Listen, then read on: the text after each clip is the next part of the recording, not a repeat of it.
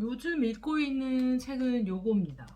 표지는 되게 읽기 쉽게 생긴 옛날 막 엄마 아빠 책장에 있을 법한 되게 오래돼 보이는 그런 표지인데 너무 좋더라고요. 돈에 대한 기본적인 우리의 인식을 좀 바꿔주는 새로운 시각을 심어주는 그런 책이고 아직 반밖에 안 읽긴 했지만 이제 여기 물론 그런 게 나와요. 뒤에 가면은 뭐 어떻게 하는 게 돈을 많이 모으고 버는데 좋다 뭐 이런 방법들이 나오기는 하는데 그 앞에 부분이 더 좋은 게 돈에 대한 우리의 신념? 내가 가지고 있는 낡은 인식들, 나도 모르게 갖고 있는 어떤 그런 거 있잖아요. 뭐 예를 들어서 뭐 돈, 뭐 부자들은 뭐 다 사람들 등쳐먹고 부자가 됐다. 뭐 이런 생각?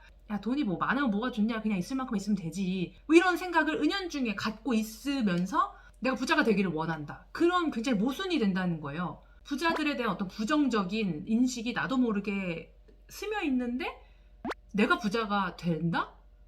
말도 안 되는 거예요. 정말 돈을 많이 모으고 싶고 부자가 되고 싶으면 그 마인드부터 바꿔라는 거예요. 인식부터. 여기도 그런 얘기가 나와요. 잠재의식. 근데 요새 그런 책들이 좀 유행인 것 같거든요. 잠재의식을 어떻게 활용하는지. 뭐 약간 끌어당김의 법칙 이런 거 있잖아요. 여기도 그 얘기가 나오는 거예요. 잠재의식에 대한 이야기가 나오면서 우리 안에 프로그래밍 되어 있는 걸 바꿔야 그거에 맞춰서 달라질 수 있다라는 거예요. 근데 이거를 보면서 또 육아에 대한 생각이 드는 게 돈에 대한 어떤 부정적인 생각을 내가 은연중에 갖고 있으면 내가 부자가 되지 않나. 너무 당연한 얘기예요. 내 잠재의식이 돈은 많이 필요 없다.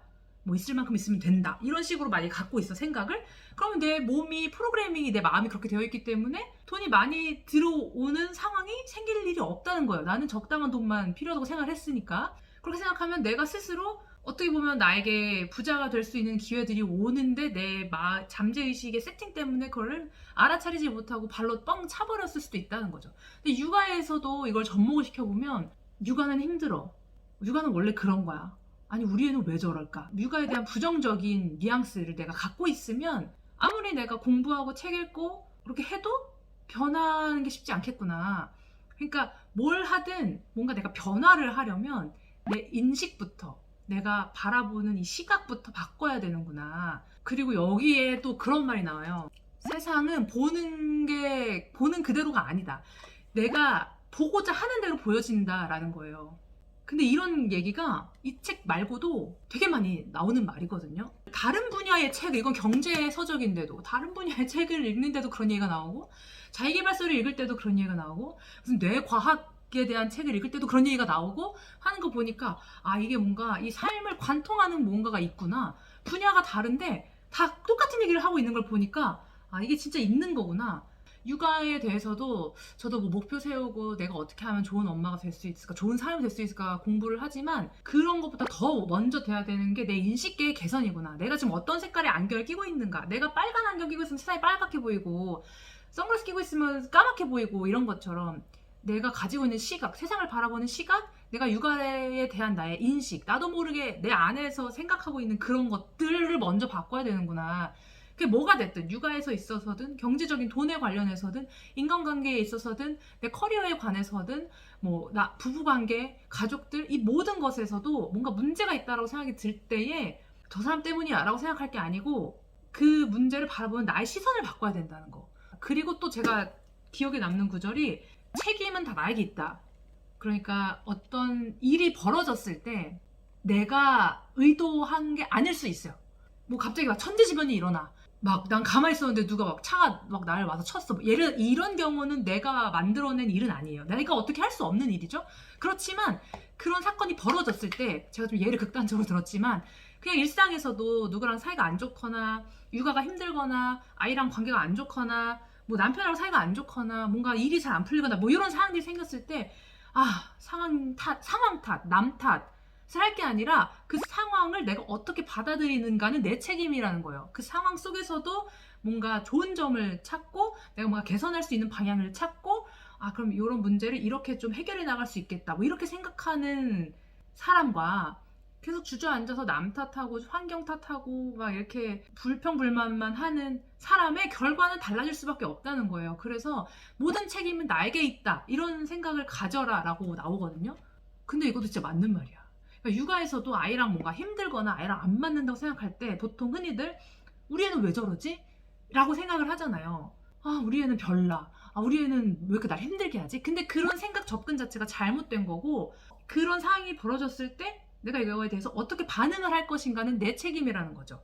아이를 바라보는 시각을 바꾸면, 또 내가 나를 바라보는 시각을 바꾸고 뭔가 내 반응하는 태도를 조금 바꾸면 그 상황이 완전히 달라질 수 있다. 여기 진짜 한 번에 이해가 확 되는 예시가 하나 있는데, 어떤 범죄자가 살인을 저질러가지고 그 전에 살인미수였는데 이제 살인자가 된 거예요.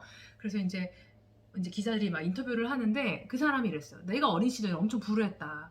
가정폭력도 당했고 뭐 되게 가난하고 뭐 힘든 시절을 보냈는데 이런 상황에서 내가 뭘 할 수 있었겠냐. 그러니까 그 사람은 그 환경을 탓한 거죠. 내가 그렇게 힘들고 어렵고 불우한 시절을 보냈는데 내가 그렇게 된 건 당연한 거 아니냐? 이렇게 이제 된 거예요. 근데 알고 보니까 그 사람이 쌍둥이야. 그럼 쌍둥이라는 거는 같은 환경에서 자라난 사람이 또 있다는 거잖아요. 그래서 기자들이 그 사람을 추적했어요. 근데 너무 놀랍게도 그 사람은 너무 잘 살아. 결혼도 했고 변호사라 그랬나? 되게 조금 멀쩡하게 너무 잘 살고 있는 거예요. 그래서 이제 가서 또 인터뷰를 했어요. 그때 그 사람이 똑같이 말을 하더래요. 나의 어린 시절이 이랬고 이래서 너무 힘들었다 라고 하면서 마지막에 그 상황에서 내가 뭘 할 수 있었겠느냐. 그러니까 그 상황을 내가 겪으면서 컸는데 내가 그 상황을 벗어나려면 뭘 해야 하는지 명확하게 보였다, 뭐 이런 얘기를 한 거죠. 그러니까 똑같은 상황, 똑같이 쌍둥이가 자랐어. 물론 각자 성향이나 뭐 그런 건 다르겠지만 같은 환경인 건 똑같잖아요. 근데 한 명은 그 환경 탓을 하면서 살인자가 된 거고, 한 명은 내가 여기서 뭘 할 수 있을까, 여기서 벗어나려면 내가 어떻게 해야 될까를 고민을 해서 멀쩡하게 살고 있었던 거죠. 그러니까 그런 걸 보면 환경 탓을 하는 게 아무 의미가 없다. 이 환경을 내가 어떻게 받아들이느냐, 그건 내 몫인 거예요. 앉아서 탓만 하면서 불평만 하고 있을 거냐, 아니면 내가 이걸 어떻게 해결할 수 있을까, 어떻게 벗어날 수 있을까, 이런 걸 고민하면서 살 것이냐. 거기부터 시작을 해야 된다는 거고, 그렇게 접근이 달라져야 내 삶이 달라진다 라는 거예요. 그래서 저는 그 딱 예시를 보고 내가 마음먹기에 달린 거고 내가 어떻게 보려고 하는지에 따라 달린 거다, 이런 마음이 좀 들었습니다. 돈에 관련된 얘기기는 한데 읽다 보면 이것도 뭔가 인생 전반을 아우르는 그런 이야기들이 나오기 때문에 굉장히 추천합니다.